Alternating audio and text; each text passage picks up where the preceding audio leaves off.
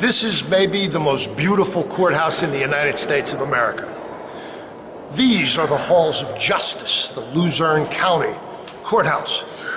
Over many years, I've seen many killers come through these halls of justice. Whenever a killer seems to be having a good time, you know we have all the trouble we can handle. Hugo Solinsky's on trial upstairs in this courthouse as we speak. Jury selection is still underway. But Hugo Solinsky seems to be having a great time. When they bring him in, when they take him out, he's like a demented fashion model on the runway. Hugo, does the chance of that you being executed scare you? Does it scare you? No questions today. I talked to the DA. You guys. And I want to see something change. I even wrote a newspaper column for the Times Leader about this. On the radio, I've been ranting about Hugo Solinsky and how they have to stop that smirking, dancing bear trained animal act that he, for whatever reason, probably a pathology, thinks is a good way to behave. He is an accused killer. He's doing 35.5 to 65 years in prison for a brutal home invasion. And now he's on trial for a double murder. Let's go down and see where they walk him in and where they walk him out. Come on. This is the private entrance where the sheriff's deputies bring Hugo Solinsky in from the county prison. This is where Hugo Solinsky makes the walk on his way into the courtroom. This is where his manic antics seem to kick in. There's something wrong with Hugo Solinsky, no doubt about it. He's already a convicted criminal, but he's now on trial for a double murder. And my concern is that his performance has worn thin. It's time for the curtain to drop on Hugo Solinsky's performance. I don't want him to make this long walk down the hall like that dancing bear that I referred to earlier. I want it to stop.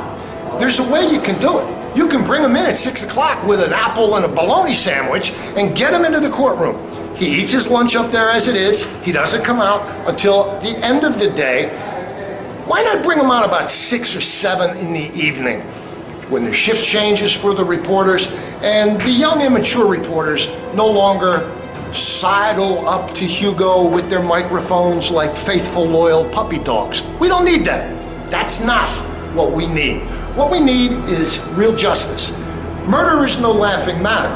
When the bullet hits the bone, when the knife cuts the flesh, when the twist ties choke the life and the breath out of a murder victim, that's serious business. Hugo Solinsky is accused of horrific crimes. 2 murders. It's time to end his show. Hugo must go.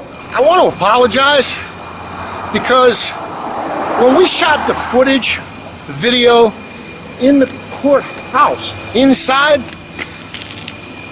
it felt awkward because I couldn't get as carried away as I want to get carried away because there were people around. It's an odd feeling when you know that there is such horror being played out in testimony that's yet to come about 2 murder victims, Michael Kurkowski and Tammy Fassett. I've been covering murder for a long time, and I take murder very, very seriously. I won't smile at any reference to murder. Somebody might say, kiddingly, I'd like to strangle her. I'd like to choke him. I stop it because a dear friend of mine, Jack Tasker, told me once, whenever he hears that, he gets shivers because his dear sister Betty was strangled and murdered. And so, not only is there no humor here, I'm very sensitive, I'm very touchy about this. I wrote the column about Hugo Solinsky and how we have to drop the curtain. And I want you to just hear the end of this column.